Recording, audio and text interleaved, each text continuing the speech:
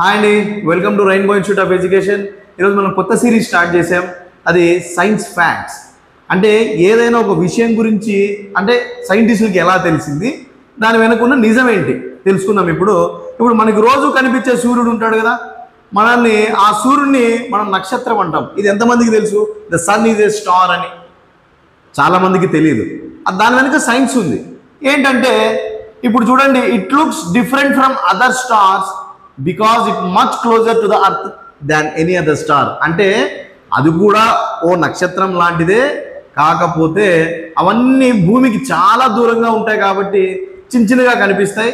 సూర్యుడు అనే నక్షత్రం మాత్రమే భూమికి దగ్గరగా ఉంటుంది కాబట్టి మనకు పెద్దదిగా కనిపిస్తుంది. ఓకేనా? నెక్స్ట్ చూడండి, all stars give out light and heat through a process called nuclear fusion అంట. అంటే ప్రతి ఒక్క స్టార్స్ కూడా వెలుగు ఇస్తుంది, ప్లస్ హీట్ని కూడా ఇస్తుంది. అది స్టార్స్ యొక్క గుణం. అందుకనే మనకు వెలుగు వస్తుంది, వేడి వస్తుంది. సూర్యుడి నుంచి అదే వస్తుంది కదా. అక్కడ ఎందుకు జరుగుతుందంటే న్యూక్లియర్ ఫ్యూజన్ అంట. ఆ పదం అంటే ఏదో కాంప్లికేటెడ్గా ఉందనుకునేది ఏం లేదు. రెండు యాటమ్స్ కలిసి ఒక యాటమ్ని తయారు చేసి ఎనర్జీని రిలీజ్ చేస్తే దాన్నే మనం న్యూక్లియర్ ఫ్యూజన్ అంటాం.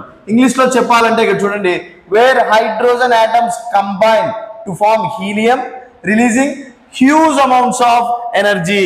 అంటే సూర్యుడు మధ్య భాగంలో ఎక్కువ హైడ్రోజన్ గ్యాస్ ఎక్కువ ఉంటుంది. ఓకేనా? అంటే ఇంకొక ఫ్యాక్ట్ చూడండి, సూర్యుని హీట్ ఎంత ఉంటుంది తెలుసా మీకు? 15 మిలియన్ డిగ్రీల సెంటిగ్రేడ్ ఉంటుంది. అంటే మన భూమి మీద ఉండే అగ్ని కంటే ఎన్నో కోట్ల రెట్ల ఎక్కువగా ఉంటుంది. అంత వేడి ఉంటుంది అనమాట సూర్యునిది. అందుకనే మనం దీని గురించి మీకు చెప్పడం జరిగింది. మీరు ఎప్పుడైనా సన్ అనేది ఎవరైనా సన్ అంటే ఏంటి అన్నప్పుడు సన్ ఈజ్ ఎ స్టార్ అని చాలా పక్కాగా చెప్పొచ్చు. ఎందుకంటే there is a science behind that. ఇలాంటి ఫ్యాక్ట్స్ కోసం మా ఛానల్ని సబ్స్క్రైబ్ చేయండి, లైక్ చేయండి, షేర్ చేయండి ప్లీజ్. Thank you.